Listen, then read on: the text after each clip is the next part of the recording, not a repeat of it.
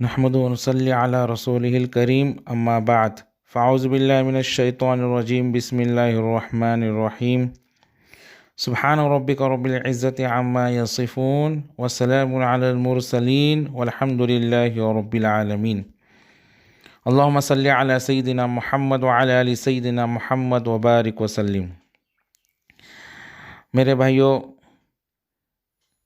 جب انسان کو قبر میں اتارا جاتا ہے تو وہاں پہ جو اس کو خوف ہوتا ہے تو اس کو ضبط قبر کا بھی خوف ہوتا ہے، تو اس پر بھی اس کے گناہ معاف ہو جاتے ہیں۔ جب میت قبر میں جاتی ہے تو اس کو قبر دباتی ہے۔ یہ دبانا ہر کسی کو پیش آئے گا، نیک کو بھی پیش آئے گا اور بد کو بھی پیش آئے گا۔ چنانچہ ایک صحابی تھے حضرت سعد رضی اللہ تعالیٰ عنہ، اللہ کے رسول صلی اللہ علیہ وسلم نے ان کا جنازہ پڑھایا۔ جنازوں کے پیچھے پنجے کے بل چلنے لگے اللہ کے رسول صلی اللہ علیہ وسلم۔ ایک صحابی نے پوچھا، اے اللہ کے رسول صلی اللہ علیہ وسلم، آج آپ ایسا کیوں چل رہے ہیں؟ اللہ کے رسول نے فرمایا، سعد کے جنازے میں اتنے فرشتے آسمان سے اتر آئے، مجھے پاؤں رکھنے کو جگہ نہیں مل رہی ہے۔ اتنے فرشتے آسمان سے زمین پر نماز جنازے کے لیے آئے۔ اللہ کے رسول نے فرمایا کہ سعد کے وفات پر اللہ کا عرش بھی 3 دن روتا رہا۔ حدیث مبارکہ میں ہے، جب مومن فوت ہو جاتا ہے تو آسمان کے وہ دروازے روتے جہاں اس کے رزق کے لیے اتارے جاتے ہیں، زمین کے وہ ٹکڑے روتے جہاں پر وہ عبادت کرتا ہے۔ حضرت سعد کی وفات پر بھی اللہ کا عرش 3 دن رویا، مگر سعد پر ضبط قبر آیا، جس کی نماز جنازہ اللہ کے رسول صلی اللہ علیہ وسلم پڑھا رہے اور ان کے نماز جنازے کے لیے اتنے فرشتے اتر رہے کہ پاؤں رکھنے کو بھی جگہ نہیں مل رہی ہے، تب بھی ان پہ ضبط قبر آیا۔ تو میرے بھائیو، ہم سوچے کہ ہمارا کیا حال ہوگا کہ جن کے جنازہ اللہ کے رسول صلی اللہ علیہ وسلم نماز جنازہ پڑھا رہے اور نماز جنازے کے لیے آسمان سے فرشتے اتر رہے، تو میرے بھائیو، تو ہمارا کیا حال ہوں گے؟ ہمیں کتنا ڈرنا چاہیے؟ میرے بھائیو، ہمیں چاہیے کہ ہم حرام لذتوں سے بچیں۔ ہمارے اکابرین کا یہ حال تھا کہ ایک بزرگ تھے، جب وہ کھانے کے لیے بیٹھتے تھے تو سالن میں 1 گھٹ پانی ڈالتے تھے، اس لیے کہ لذت سے پرہیز کرتے تھے۔ اگر وہ سالن میں 1 گھٹ پانی ڈالتے تو اس کی لذت ختم ہو جاتی تھی۔ تو ہمارے اکابرین کا یہ حال تھا کہ جائز لذت سے بھی پرہیز کرتے تھے۔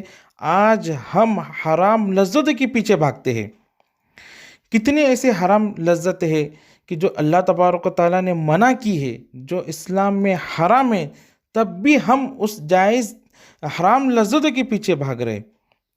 مثال کے طور پہ ہمارا جی چاہ رہا ہے کہ ہم ٹی وی دیکھیں، گانا سنیں، تو ہم حرام لذتیں لے رہے، گانے سن کر ہم حرام لذتیں لے رہے، فلم دیکھ رہے ہیں، پکچر دیکھ رہے ہیں اور غیبتیں کر رہے ہیں، جھوٹ بول رہے ہیں۔ کتنے سارے ایسی حرام چیزیں ہیں جو کہ آج ہم کر رہے۔ آج ہمارا نوجوان بھائی پب جی گیم کھیلنے میں پورا دن پوری رات گزار رہا ہے، یہ حرام لذتیں لے رہا ہے۔ جبکہ گیم کھیلنا حرام ہے یا نہیں، میں اس پر وہ تو نہیں کہتا ہوں، لیکن وقت تو ضائع کر رہا ہے۔ وہ کتنے لذتیں لے رہا ہے اس گیم سے کہ آج میں سنتا ہوں کہ ایک ہمارے نوجوان بھائی پوری رات پب جی گیم کھیل رہے، پوری رات ہمارے نوجوان بھائی لڑکیوں سے چیٹنگ کرتے ہیں اور پکچر دیکھتے ہیں، گانے سنتے ہیں۔ میرے بھائیوں، جو یہ گناہ سے ہم نہیں ڈر رہے۔ ہمیں چاہیے کہ ہم اللہ سے ڈرے، قبر کے عذاب سے ڈرے، جہنم کی آگ سے ڈرے۔ میرے بھائیوں، جو ہم لوگ گناہ کر رہے تو اس گناہ کی وجہ سے اللہ تبارک تعالیٰ کا جو عذاب آیا ہے، کورونا، یہ بیماری کی شکل میں آیا ہے۔ یہ عذاب، یہ بیماری بڑھتی ہی جا رہی ہے، کم نہیں ہو رہی ہے۔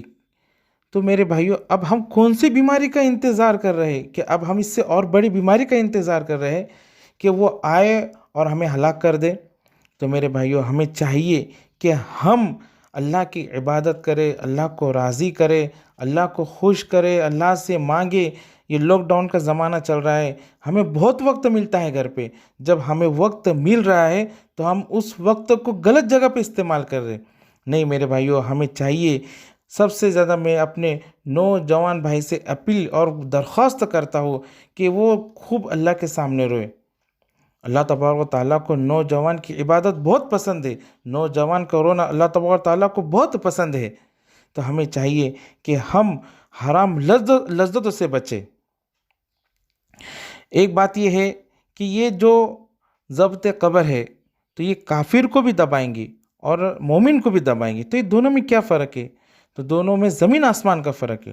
جب قبر یہ کافر کو دبائیں گی تو ایک طرف کی پسلیاں دوسرے طرف جائیں گی، اس کی ہڈیاں ٹوٹیں گی، اس کو تکلیف ہوں گی، اور مومن کے ساتھ وہ تکلیف کا باعث نہیں ہوگا۔ مثال کے طور پہ جب ہمارا سر درد کرتا ہے تو ہمارا سر درد کرتا ہے، ہم اپنے بچے سے کہتے ہیں کہ ہمارا سر دبا دے، تو جب بچہ سر دباتا ہے تو ہمیں اور تکلیف نہیں ہوتی، ہمیں راحت ہوتی ہے۔ اسی طرح جب قبر مومن کو دبائیں گی تو اس کو تکلیف نہ ہوں گی بلکہ اس کو راحت ملیں گی۔ تو جب وہ قبر مومن کو دبائیں گی تو اللہ تبارک و تعالیٰ اس کی بدلے اللہ تبارک اس کے گناہوں کو معاف کریں گے۔ تو دیکھو میرے بھائیوں کہ اللہ تبارک و تعالیٰ ہمارے گناہوں کو چھوٹے چھوٹے بہانے، بس ہمارے گناہ معاف ہونے کے لیے چھوٹے چھوٹے بہانے چاہیے اللہ کو، بس چھوٹے سا عمل کر لیتے ہیں اللہ ہمارے گناہوں کو معاف کر دیتے ہیں۔ تو ہمیں چاہیے کہ ہم اللہ تبارک و تعالیٰ کے سامنے خوب روئے۔ اللہ تبارک و تعالیٰ کو نوجوانوں کو رونا بہت پسند ہے۔ ہم تہجد کا اہتمام کریں، نمازوں کا اہتمام کریں، اور سب سے زیادہ گناہوں سے بچیں، حرام لذتوں سے بچیں۔ دیکھو میرے بھائیوں، یہ جو اللہ تبارک و تعالیٰ کا عذاب آیا ہے، ہم کتنے پریشان ہیں اس کی وجہ سے، کہ اب ہم اس سے اور بڑے عذاب کا انتظار کر رہے ہیں کہ اس سے بڑا عذاب آئے گا جب ہم سدھر جائیں گے۔ جو پہلے ہمارا رویہ تھا آج بھی ہمارا وہی رویہ ہے۔ جب ہم پہلے گناہ کرتے تھے آج ہم نے گناہوں کو بڑھا دیا ہے۔